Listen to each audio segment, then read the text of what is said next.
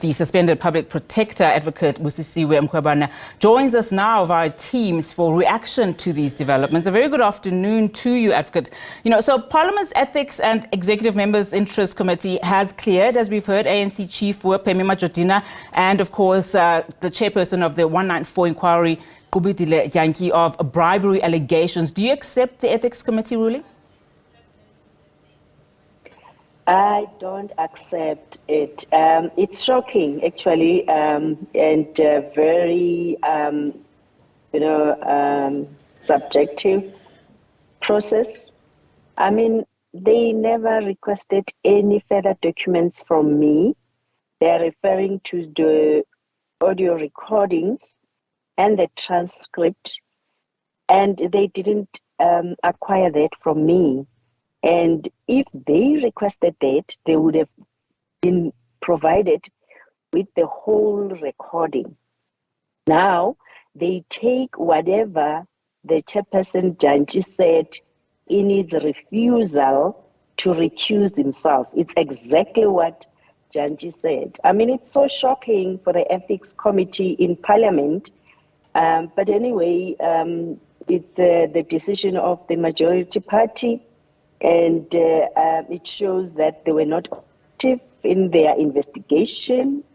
They never acquired any further information from me. So they're saying that, the evidence submitted before it did not provide a conclusion on probability that Ms. Majodina and Mr. Dyantyi solicited a bribe of that 200,000 rands to collapse the Section 194 inquiry. Let's look at the audio recordings. Will you be making any further representations then to give more evidence from the audio recordings? Because in their reasoning, the committee insists the version offered by your husband, Davis Kosana, to the police does not mention Majodina and Dyantyi by name. That's the evidence, the affidavit of the police. What's making me to be so surprised and so shocked by their findings? They should have called Mr. Kosana to come and give them more information. But then since I was the complainant, they should have written to me. And in that letter, if you can read that paragraph where they are saying nowhere in the recordings where Majodina and Dyantyi are mentioned, and they are just as well joining the members of Parliament to say no, it's just sensationalization and everything, which is so wrong.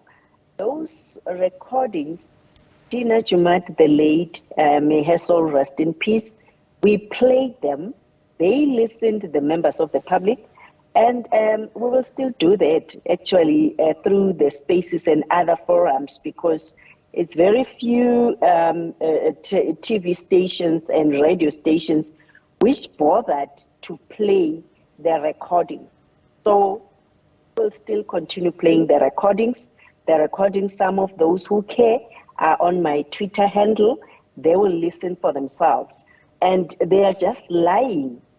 The Ethics Committee lied and said nowhere in the recordings where Tina is mentioning Dyantyi and Majodina by name.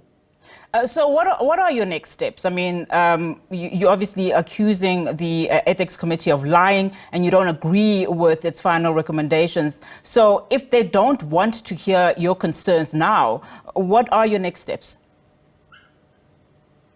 I'm still going to discuss with my attorney because they responded to my attorney, and we'll see what to do. But anyway, I don't think it will make any difference because the ANC has shown itself that they don't apply their mind in anything. They just decide on being the majority, irrespective of the evidence before them.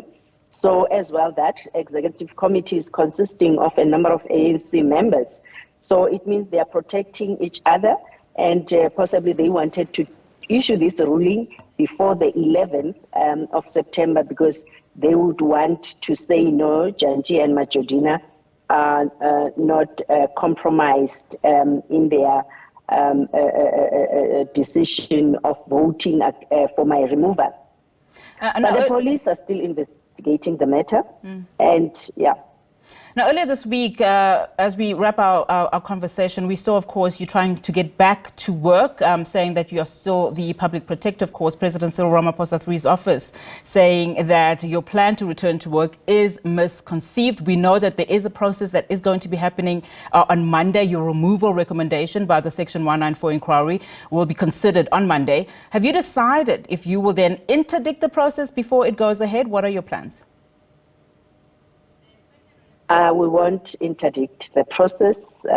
We know as well that sometimes, we will have to check whether is it worth it, especially going back and approaching the Western Cape High Court, because their reasoning in the past, when we tried to interdict the process, they informed us about the judgment of Outer relating to the separation of powers.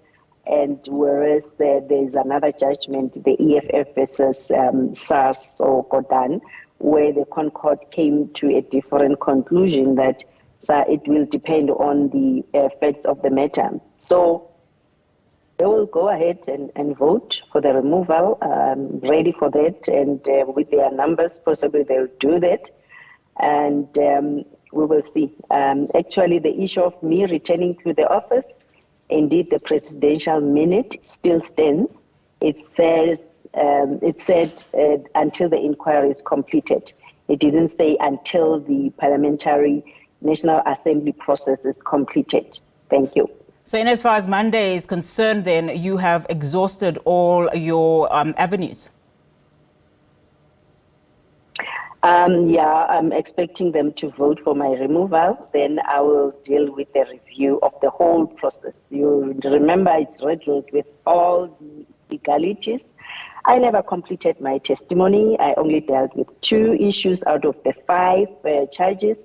The funding was withdrawn whilst I was still on the stand.